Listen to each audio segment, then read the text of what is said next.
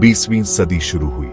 नयापन था, बड़े बड़े सपने थे और इसी जोश में एक ख्वाब जन्मा, एक ऐसे जहाज का जो कभी नहीं डूबेगा, टाइटैनिक। यह सिर्फ जहाज नहीं था, यह एक मिसाल था इंसानी काबिलियत का प्रतीक। इसने ऐशो आराम का वादा किया, शान और शौकत का, समंदर को जीतने का। टाइटैनिक अपने समय का सबसे बड़ा जहाज था। तैरता हुआ महल, शानदार कमरे, बढ़िया खाना, बड़ी बड़ी सीढ़ियां, सब कुछ लग्जरी था। यह इंसानी ख्वाहिशों का जीता जागता रूप था। लगता था यह अजेय है, बना है महानता के लिए। किसी को क्या पता था, किस्मत को कुछ और ही मंजूर था।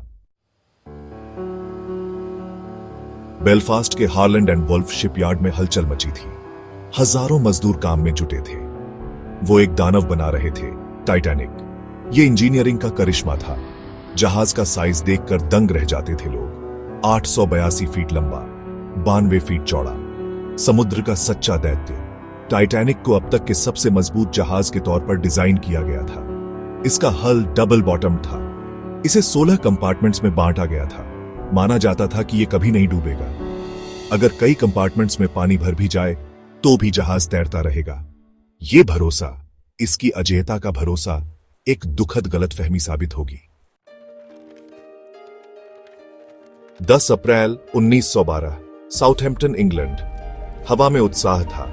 टाइटैनिक तैयार था। इसने अपना पहला सफर शुरू किया। मंजिल थी न्यूयॉर्क सिटी। 2200 से ज्यादा लोग जहाज पर थे, यात्री और क्रू। अमीर लोग थे, एडवेंचर और लग्जरी की तलाश में। नए जीवन की शुरुआत के लिए अमेरिका जाने वाले लोग थे। सब उम्मीद से भरे थे, अनजान उस त्रासदी से जो उनका इंतजार कर रही थी। टाइटैनिक पर जीवन अलग अलग दुनियाओं का मेल था। फर्स्ट क्लास पैसेंजर्स के लिए यह ऐशो आराम की दुनिया थी। वो शानदार खाना खाते, बड़े बड़े बॉलरूम्स में नाचते, खुले डेक पर टहलते।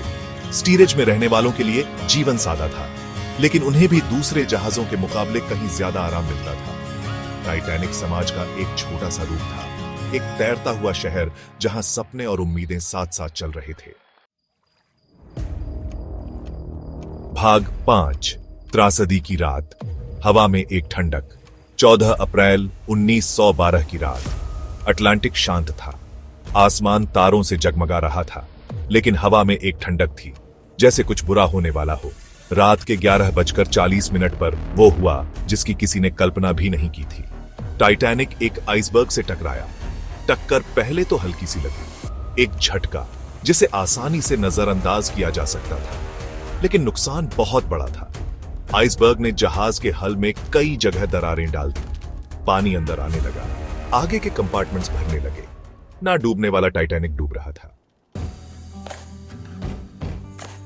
भाग 6, अफरा तफरी और साहस अकल्पनीय होता है। जहाज पर दहशत फैल गई। क्रू को स्थिति की गंभीरता का अंदाजा हो गया। मदद के लिए सिग्नल्स भेजे गए।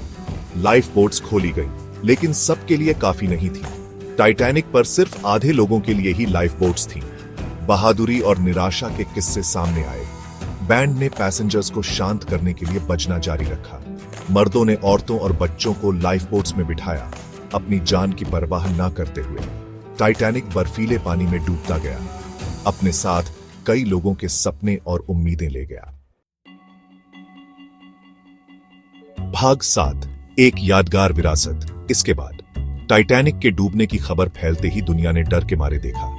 न डूबने वाला जहाज डूब गया था, 1500 से ज्यादा जाने गई। इस त्रासदी ने पूरी दुनिया को हिलाकर रख दिया। टाइटैनिक के डूबने के बाद समुद्री सुरक्षा नियमों में बड़े बदलाव किए गए। लाइफ बोट्स की जरूरत बढ़ा दी गई। 24 घंटे रेडियो मॉनिटरिंग शुरू की गई। इंटरनेशनल आइस पेट्रोल बनाई गई ताकि ऐसी त्रासदी दोबारा ना हो। भाग 8, आज का टाइटैनिक गहराई से फुसफुसाते हुए। टाइटैनिक 70 साल से ज्यादा समय तक अटलांटिक के तल पर पड़ा रहा। 1985 में 2.5 मील नीचे इसका मलबा मिला। इस खोज ने दुनिया का ध्यान फिर से इस जहाज की ओर खींचा। आज टाइटैनिक यूनेस्को प्रोटेक्टेड साइट है, उस त्रासदी की एक मार्मिक याद जिसने दुनिया को हिला दिया था। ये एक उदास टाइम कैप्सूल की तरह है, इंसानी महत्वाकांक्षा का प्रमाण और प्रकृति की ताकत की याद दिलाता है। भाग 9, एक अनंत सबक, इंसानियत और घमंड। टाइटैनिक की कहानी आज भी लोगों के दिलों में है। ये त्रासदी और बहादुरी की कहानी है, टूटे हुए सपनों और सीखे गए सबक की। ये हमें जीवन की नाजुकता और प्रकृति की ताकत के सामने विनम्रता का महत्व याद दिलाती है।